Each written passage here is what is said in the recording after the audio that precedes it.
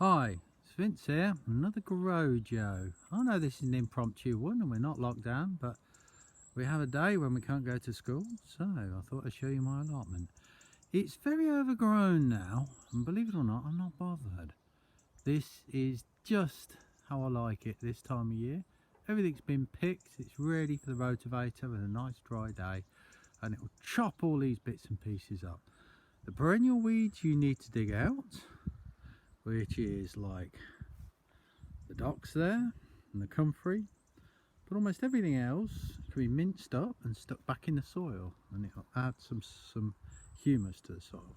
However, this is what I want to talk to you about today. We are coming to the end of the French beans. Yes, they're almost all over, but they're not ripe yet.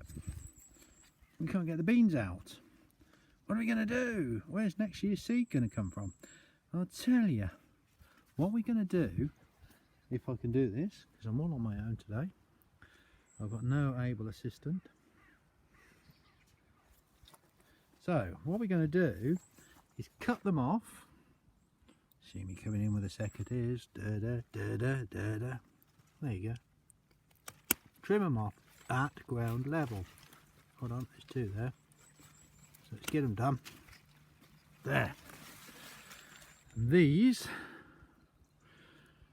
are the bean plants, trimmed off at ground level.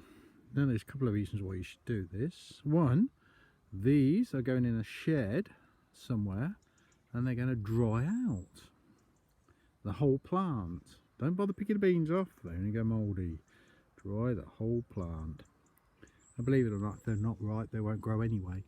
So this now can go in a bag on the floor in a heap, ready for the next lot.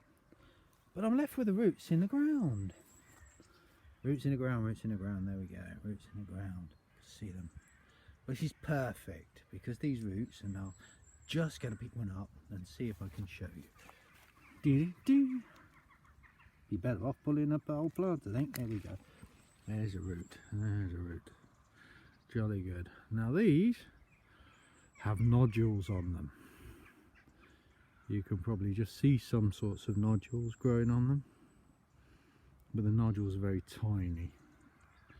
Now what they do is they suck in nitrogen from the air and they turn it kind of magically into nitrates. Now these nitrates are perfect plant food, so they actually make the soil better by growing beans. So these roots must stay back in the soil. It's exactly where they need to be, because the nitrates are all locked up in the roots. And next year when I plant something, won't be beans here, won't be French beans certainly, possibly it will be onions down here. Managed to get some overwintering onions, and they're going in where the potatoes were. It's quite impoverished once the potatoes have been on it, and they've all been dug up and the haulms have been left on top of the ground. I shall rotivate that, possibly very shallowly, just enough to push the wintering onions below the surface of the soil. And also garlic as well, wants to go in this time of year. This is late September, early October, by the way. So everything is doing absolutely what it should this time of year. Everything's shutting down. You should be picking your pumpkins now, which I've already picked loads. All the beans should be ripening off.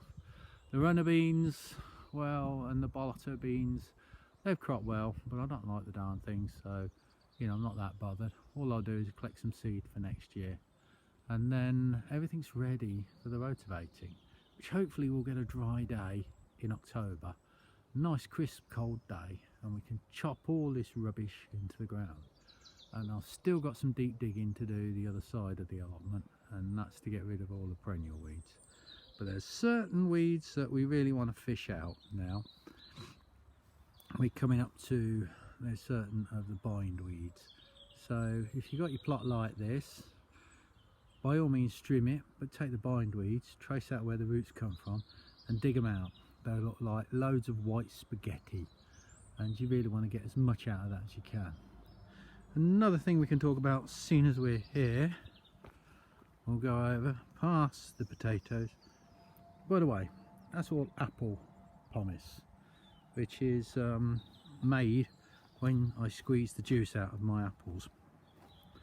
Here we go down, and so we've got the gladiolas. There they are, still flowering. You've got to take them up really before you get the last frost. You'll get several years out of a gladioli, so it's well worth taking them up. And here we've got a few celeriac. This is about the only celery I can grow because the slugs eat the rest, and you eat that corky bit at the stem. All the sweet corn have been harvested, and all that's left on the other side of the plot is dying pumpkins and the Brussels sprouts. The she who must be obeyed likes the Brussels sprouts. Well, that's it for today. I hope the water's back on tomorrow, and possibly my class can see me, and we've got some work to do. So it's Vince on the Grojo signing out. Goodbye for now.